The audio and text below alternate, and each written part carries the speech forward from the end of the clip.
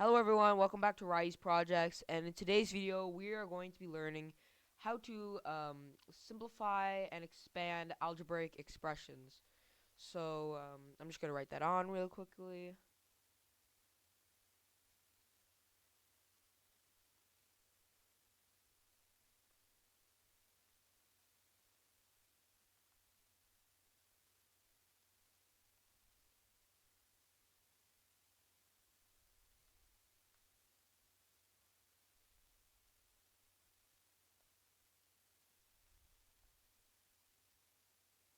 Okay, so that's the topic of this video. So how do we simplify algebraic expressions?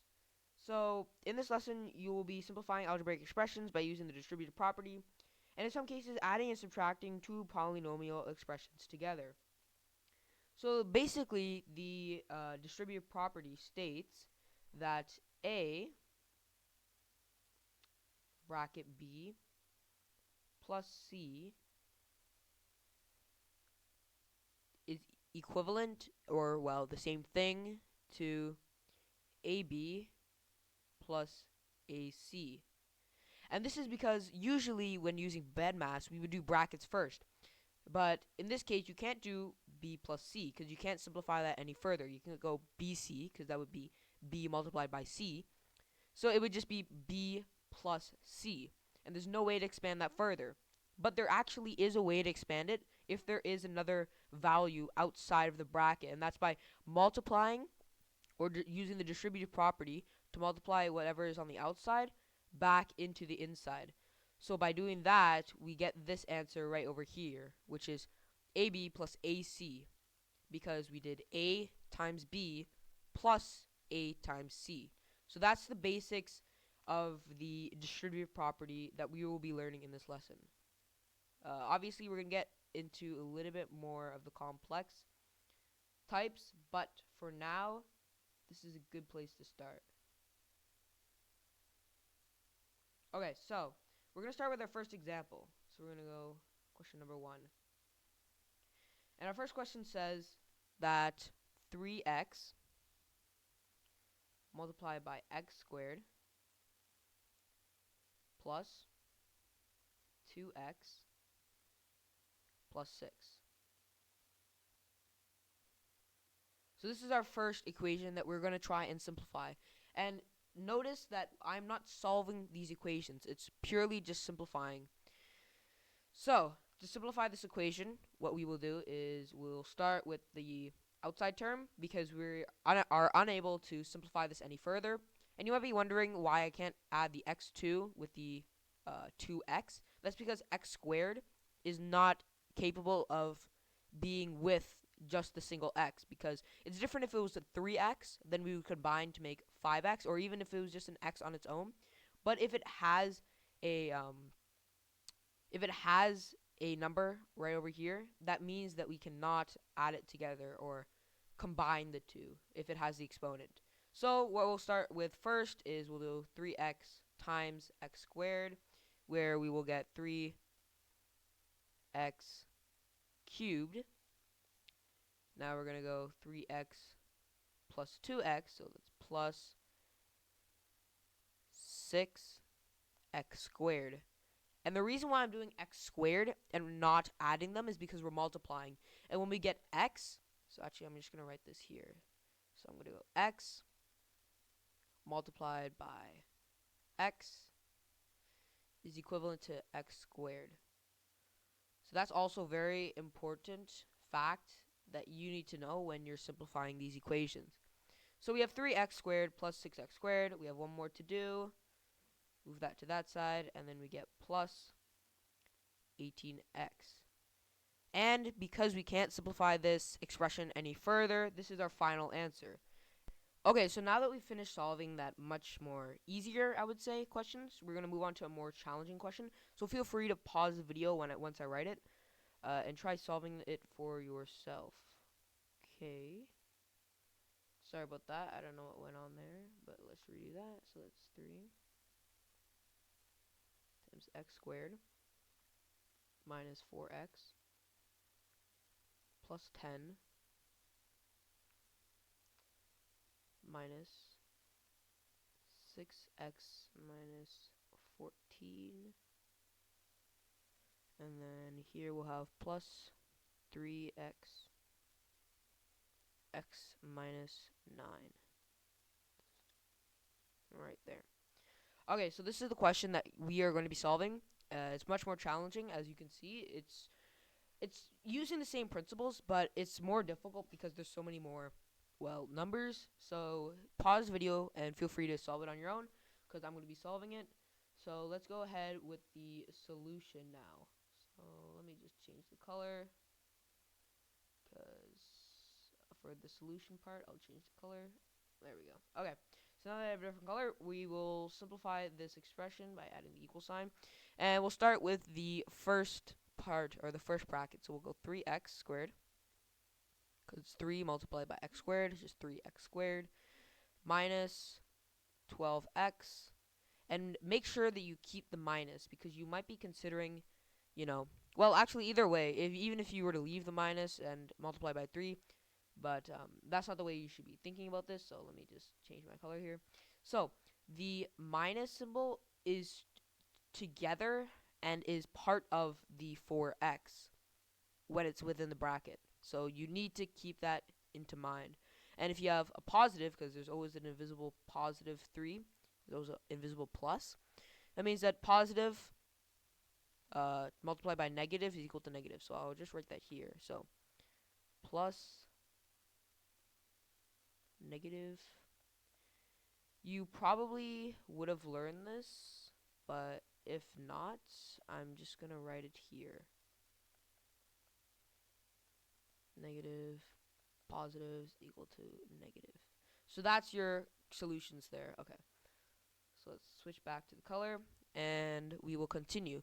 So then we'll just add a plus 30. Now we'll continue with this bracket, and in this bracket, as you can see, there's a negative, so that means that the negative will carry on within the bracket. So it'd be negative 6x, and as you can see, it's negative to negative, and as we look back here, negative and negative is equal to and as we look back here, negative and negative is equal to a positive. So that means that this will become a positive 14 plus 3x squared, because x times x is x squared, minus 27. So this is our more simplified, but we can actually simplify this even further. So to simplify this even further, we have the 3x squared, so we'll want to find any other term with 3x squared. So let's just highlight that. And then we also see here there's another 3x squared. And to group these numbers together, the exponents have to be the same, or if they don't have any exponents, the variables have to be the same. Or if they don't have any variables, the numbers, they just have to be numbers. The numbers don't have to be the same. So here we have 3x squared, and then we have a plus. So make sure that the plus is also a part of that box. So it's plus 3x squared, so that means that we will get 6x squared. Now we have to group another group, and let's go with the x's. So we have negative 12x, and then we have a negative 6x. Sorry about that. Let me actually just undo that. Okay. Negative 6x here. And now what we can do is we can group those numbers together. And by doing that, it's a negative, because negative 18x. And now we just have these numbers that we need to group together. So 30 plus 14 is 44 minus 27. Then we can simplify this even further. 6x squared minus 18x plus, what was that, 27? So it would be 17. Yeah, 17. Okay, so this is our final solution. And if you guys got this when trying it on your own, good job. If not, it's okay. Just learn from what I did, and you'll be fine. Okay, so now we have a new question that I just put up on the screen. If you want, you can pause the video and try it out for yourself. So the question is asking, so we have this lawn over here, and the question is asking to find the perimeter of the lawn and the area. So we'll start with the perimeter first. So we'll go P is equal to, because P stands for perimeter. And to find the perimeter, we add up all the sides. So that's what we know. So to finish out this drawing or this diagram, we can go x plus 5 on the other side, because this is a rectangle, and that means that this side must be equal to that side, and that side must be equal to this side. So that means 3x. I'm actually going to write that a little bit further down. Okay, so we'll go, and I'll write my solution in red. So P is equal to, and we'll just add up all these sides. We'll have x plus 5, then we'll go plus x plus 5 on the other side. We'll go plus 3x plus 3x on the other side. So this is our perimeter so far. But as you know, we're learning to simplify the algebraic expressions. So technically, this algebra expression is correct, but we want to simplify this to make it much more easier. So we'll simplify this by adding up all the x's. So we have 1x, 2x, so we'll go just 2x. Oh, sorry. Why did I write a 3? I have no idea. We'll go 2x plus, we'll just add the 5's, 10 plus 3x plus 3x. And then we'll go P is equal to, simplify even further, so 2x plus 3x. We'll go 5x plus 10 plus 3x. Then we'll simplify even further by going 8x plus 10. So therefore, the perimeter of this shape is, so therefore, perimeter of the lawn is 8x plus 10. So there's our answer right there. If you guys got the same answer, good job. So now we're going to try and find the area.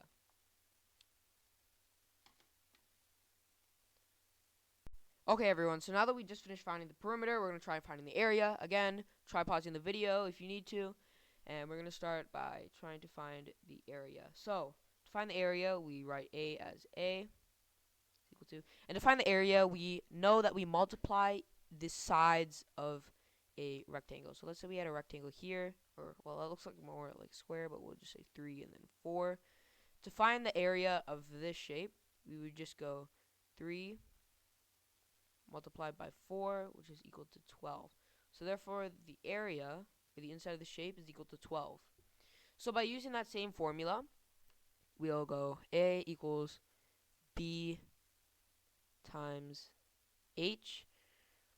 Or, well, now that we're doing algebra, the time symbol isn't very effective because it might be mistaken as a x. So B multiplied by H, because B stands for base, H stands for height. This is the base over here, and the height is right over here. So that's how we're going to solve this. So we'll go A equals, plug in the base. The base is 3x, and the height is x plus 5. Next, very easy, much easier than the ones that we even did before, so it's just 3x squared plus 15x. And that is your area. So therefore, area of the lawn is 3x squared plus 15x. And there you go. That is, oh my gosh. Sorry about that. And there we go. That is our final answer right there. Okay, everyone. So this is the next question that we are going to be trying to solve. This question is a lot more challenging because, as you can see, we have a new variable introduced, which is y. But don't be discouraged, as this does not affect us in any way. We still use the same principles. So go ahead, pause the video, try it on your own, and I'm going to be solving it now. So let's change my color. Okay, so we're going to start with the first bracket over here. But actually, because we have a bracket nested inside of another bracket, because here we can see there's another bracket right over here, what we'll do is we'll actually follow the rules of BEDMAS by doing brackets first. And as you're probably wondering, you might be saying, I just told you not to do brackets because there's no way of expanding. But here there is, because inside of this bracket, you can expand within. Whereas here, you can, but it makes no sense because you need to do brackets first. So therefore, we're just going to do brackets first. So we'll just rewrite negative 4x squared. Then we'll add our bracket sign. Then we'll go 8x squared, 8xy plus 2xy, because multiply. And then we will go minus 14y, larger bracket. And then we can also do this in one step as well. So we'll go negative 3xy. Then we'll go minus, oh sorry, there was actually a mistake here. It's supposed to be like that. Okay, and then we'll go minus, or well, plus 27x. And actually, this wouldn't be a minus, this would be plus, just like that. Okay, so that's our new simplified expression. So now what we'll do is we will go even further, because we can simplify this in here. So we'll go negative 4. Oh my gosh, what is going on with my pen today? Okay, we'll go negative 4x squared, because nothing has changed there. Bracket 10xy minus 14y. Bracket there. Then we'll go minus 3xy minus 27x, because the negative carries onwards.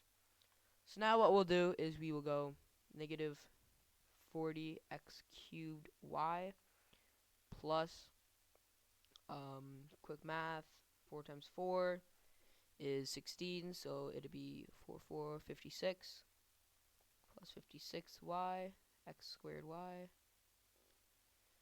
minus 3xy minus 27x. And there you go. This, I believe, is the final answer. Okay, everyone, so now, welcome back. We have our last question of this lesson. And we are going to be dealing with this triangle over here. And the question being asked is to solve for y. So the question here is we have to solve for y, but you might be wondering, how do we solve for y? Well, we can use the formula a squared plus b squared equals c squared for right angle triangles. If you haven't learned that, I might make a video about it later, but if not, check out some other videos. But we have a squared plus b squared equals c squared. This works because what Pythagorean theorem says is that a squared, which is here, so we'll just put a in a bracket, plus b squared, which is here, is equal to c squared, which is here. C is the hypotenuse of the right angle triangle, and this is right angle, as we can see, 90 degrees. So to solve for y, what we'll do is we'll start with a squared. So we can simplify this by going 21x plus 12, put that squared, plus, because we're going a squared, plus bracket 10x squared plus 30x squared is equal to y. And you could actually simplify this even further by going that in, but that's a bit too complicated, so we'll leave it at that. So y, therefore, y, or the hypotenuse, is equal to 21x plus 12 power 2 plus, my pen, I don't know what's going on with it today, plus 2 plus 10x squared plus 30x to the power of 2. So that is your final answer. So thank you for watching this video. Hope you enjoyed it. Hope you learned something. If you have any questions, please post it in the comments. And thanks for watching. Make sure you like and subscribe.